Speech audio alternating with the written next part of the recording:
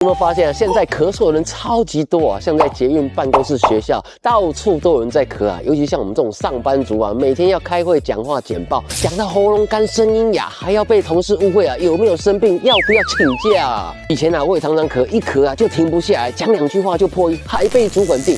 后来啊，朋友啊推荐我含这个帅红菌啊，清肺治嗽丸。我原本啊还半信半疑哦，试了几次啊，还真的有差哦。它不是把症状压下来那一种哦，它是把喉咙跟肺部的燥热啊舒缓下来啊，然后咳嗽次数变少，声音也比较稳哦。现在啊，我上台报告主持会议啊，都敢开口讲，讲到最后都还有声音哦。主管还说你最近声音比较帅哦，哈哈，我都说啊，我含这个帅红菌哦。总之啊，你咳到啊被误会、被定、被排挤啊，帅红菌啊真的可以帮你帅气收场哦。